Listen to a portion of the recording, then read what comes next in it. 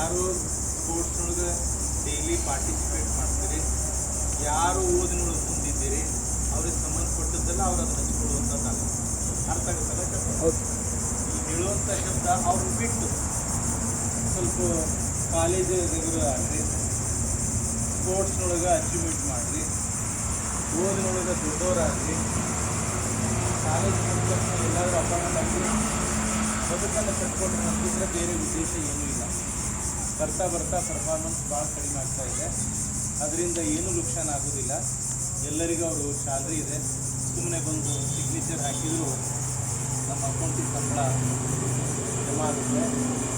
ಬಹುಶಃ ಒಂದು ಮಾತನ್ನು ನಾನು ಹೇಳಕ್ಕೆ ಇಷ್ಟಪಡ್ತೀನಿ, ನೀವು ಕಾಲೇಜ್ ಬಿಟ್ಟು ಹೋದ್ಮೇಲೆ ಈ ಕಾಲೇಜಿನ ಪರಿಸರ, ಇಂಥ ಬೋಧಕ ಸಿಬ್ಬಂದಿ, ಇಂಥ ಫಿಸಿಕಲ್ ಡೈರೆಕ್ಷನ್ ಇಟ್ಕೊಂಡು ಯಾರು ಬೆಳೆಸ್ಕೊಂಡು ಬರೋದಿಲ್ಲ.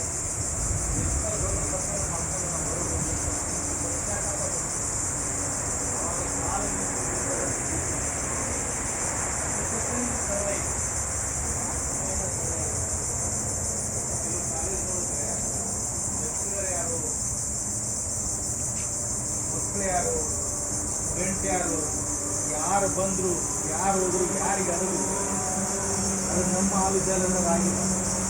ನಾನು ಕಾಲದಾದರೂ ಕೂಡ ನನ್ನ ಸಬ್ಜೆಕ್ಟ್ ತೊಗೊಂಡೋಗಿ ಇಂಪ್ರೂವ್ ಮಾಡಿದ್ರು ಕೂಡ ನಿಮ್ಮ ಪ್ರತಿಯೊಬ್ಬರ ಪರಿಚಯ ನನಗೆ, ಪ್ರತಿಯೊಬ್ಬರು ನಾವು ವ್ಯಕ್ತಿಗತವಾಗಿ ನಾನು ನಿಮ್ಗೆ ಮಾತಾಡ್ತೀನಿ. ನಿಮ್ಮ ನೋವು ನಲಿನ ಜೊತೆ ನಾನು ಸ್ಪಂದಿಸ್ತೀನಿ. ಗೊತ್ತಿಲ್ಲ ನೀವೇನೇ ಕೇಳಿದ ತಕ್ಷಣ ಅದಕ್ಕೊಂದು ಏನು ರೆಸ್ಪಾನ್ಸ್ ಇದು ಈಗ ಗೊತ್ತಾಗಲ್ಲ, ಮುಗಿದ ಮೇಲೆ ಗೊತ್ತಾಗ್ತದೆ. ಹಾಗೆಯೇ ಒಳ್ಳೆ ಫಿಸಿಕಲ್ ಫಿಟ್ನೆಸ್ ಬರಬೇಕಂದ್ರೆ ಒಂದು ದಿವಸ ನಾವು ಭಾಗವಹಿಸಿದ್ರೆ ಆಗುತ್ತೆ. ನಿತ್ಯ ಅದರೊಳಗೆ ನಾವು ತೊಡ್ಕೊಂಡಿರ್ಬೇಕು.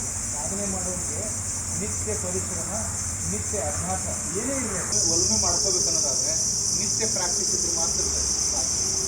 ನೀವು ಹಾರ್ಮೋನಿಯಂ ಬಾರಿಸ್ತಿದ್ರಂದ್ರೆ ಎಂಥ ಎಕ್ಸ್ಪರ್ಟ್ ಇರಿ, 8 ದಿವಸ ನೀವು ಹಾರ್ಮೋನಿಯಂ ಮೇಲೆ ಕೈ ಇಡಲಿಲ್ಲ ಅಂತಂದರೆ 9ನೇ ದಿವಸಕ್ಕೆ ಬೆರಳು ಉಡೋದೇ ಇಲ್ಲ, ಗಂಟ್ಲ ಸಿಗೋದೇ ಇಲ್ಲ. ಸಂಗೀತಕ್ಕೆ ನಿತ್ಯ ಅಭ್ಯಾಸ ಬೇಕು. ಅದೇ ರೀತಿ ನೀವು ಸ್ಪೋರ್ಟ್ಸ್ಮನ್ ಇದ್ದೀರಿ, 500 ಮೀಟ್ರ್ ಓಡಬೇಕಾಗಿದೆ, 1500 ಮೀಟ್ರ್ ಓಡಬೇಕಾಗಿದೆ ಅಂದರೆ ನಿತ್ಯ ಪ್ರಾಕ್ಟೀಸ್ ಮಾಡ್ತಿದ್ರೆ 31 ದಿವಸ ಅದಕ್ಕಿಂತ ಚೆನ್ನಾಗಿ ಓಡ್ತಿರ್ತೀರಿ. ನೀನು ಫೀಲ್ ಆಗ್ತದೆ. 15 ದಿವಸ ಬಿಟ್ಟಿರಿ, 1500 ಓಡೋಕ್ಕಾಗಲ್ಲ, 100 ಮೀಟ್ರ್ ಓಡೋಕ್ಕಾಗಲ್ಲ. ಅದಕ್ಕೆ ಸಾಧನೆಯನ್ನು ಜೀವನದ ಮುಖ್ಯ. ಒಬ್ಬ ಗುರುಮುಖೇನ ಮಾರ್ಗದರ್ಶನದೊಳಗೆ ನೀವು ಮಾಡಲಿಕ್ಕೆ ಸಾಧ್ಯ. ಇವನ್ ಸೇಮ್ ಯೋಗ ಯೂಸ್ ಆಗ್ತವೆ. ನೀವು ಎಂದರ ಒಂದು ದಿವಸ ಈಗ ಸರ ನಿಮ್ಮ ಎದುರುಗಡೆ ನಾನು ಬಾಡಿ ಬೆಂಡ್ ಆಗುತ್ತೆ ಅಂತ ತಿಳ್ಕೊಂಡು ನಿಂತಲ್ಲೇ ಪೂರ್ಣ ಚಕ್ರಾಸನ ಹಾಕಕ್ಕೆ ಹೋದ್ರಿ ಅಂದ್ರೆ ಹೊಟ್ಟೆದಿದ್ದೆಲ್ಲ ಕೆಳಗಡೆ ಬರ್ತಾನೆ ಅಲ್ಲ. ನಿತ್ಯ ಅಭ್ಯಾಸ ಮಾಡ್ಕೊತ ಹೋದ್ರಿ ಅಂದ್ರೆ ಮಾತ್ರ ನಿಂತಲ್ಲೇ ನೀವು ಪೂರ್ಣ ಚಕ್ರ ಆಸನ ಹಾಕ್ಬೋದು. ಅದು ಅಡ್ವಾನ್ಸ್ ಆಸನ ಅಂತ ಕರಿತೀವಿ. ನಾವು 4-5 ಥರದ ಕೆಟಗರಿ ಮಾಡ್ತೀವಿ. ಕಲ್ಚರಲ್ ಕೆಟಗರೀಸ್ ಆಗುತ್ತಲ್ಲ, ಅಡ್ವಾನ್ಸ್ ಕೆಟಗರೀಸ್ ಅಂತ ಕರಿತೀವಿ. ಎಷ್ಟು ಅಡ್ವಾನ್ಸ್ ಕೆಟಗರಿ ಆಸನ ಮಾಡ್ತೀರಿ ಅಷ್ಟು ನಿಮ್ಮ ಲೈಫ್ ಸ್ಪ್ಯಾನ್ ಹೆಚ್ಚಾಗುತ್ತೆ. ಈಗ ನೀವು ಪೂರ್ಣ ಚಕ್ರಾಸನ ಹಾಕ್ತೀರಿ ಅನ್ನೋದಾದರೆ, ಮಂಡುಕಾಸನ ಹಾಕ್ತೀನಿ ಅನ್ನೋದಾದರೆ, ನಟರಾಜ ಆಸನ ಹಾಕ್ತೀನಿ ಅಂದರೆ ಇವು